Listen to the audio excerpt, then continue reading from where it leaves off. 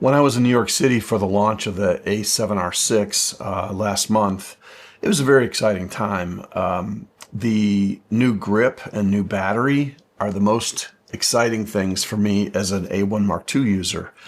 And I wanted to kind of get into why the A7R6 is so important for sports shooters in the future.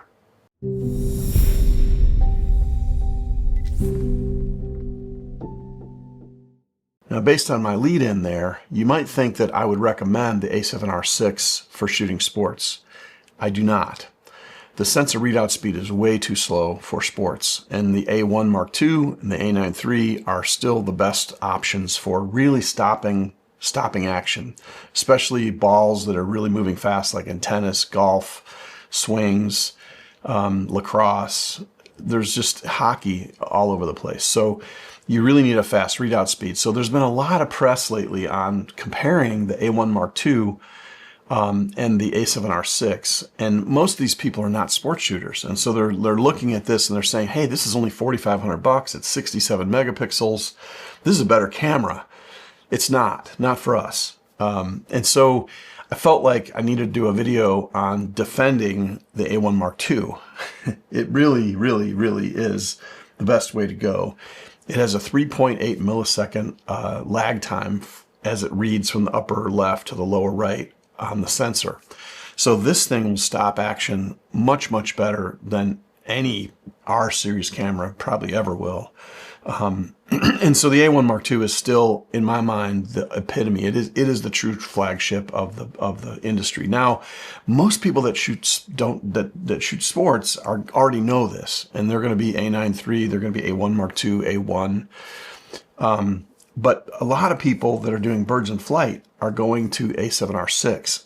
I think that's probably fine for large birds. Not so much for small birds. The larger the bird, the less flapping of the wings. The frequency of the flap is much less. And so the big birds are moving much slower, like shooting football for sports people.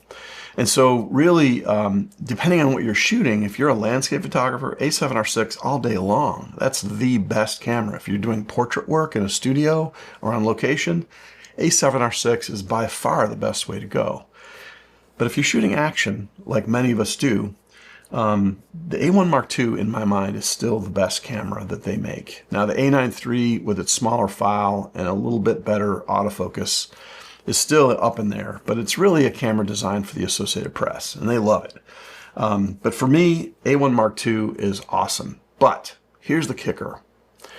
I'm so excited about the future of the A1 series camera. Notice I'm being very careful how I'm saying this.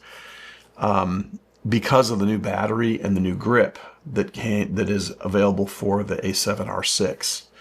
And the new grip and the new battery Sony is showing us the future grip of the replacement for the A1 Mark II. And that is very exciting to me. I'm very, very excited. I love the A1 Mark II. It's an amazing camera. The recent firmware fix has really, really made it. It's just pushed out way ahead of the competition big time. But I can't wait for the replacement to come. I don't know when that'll be. I have no idea. But it's very exciting to be, like there's the old adage of which comes first, the chicken or the egg. And I think in this case, the egg has come first. Like we're getting the battery and the grip for a new camera that doesn't exist yet. But when it comes, it's going to be awesome. So what does this mean for the rest of us? If you're the type of person that wants to upgrade to the most recent, best possible camera body, you may want to start selling off some Z batteries, because pretty soon they're going to be everywhere for sale used, because people are going to be going to A7R6 and eventually to the A1 Mark. I can't say it. So anyway, thanks for watching.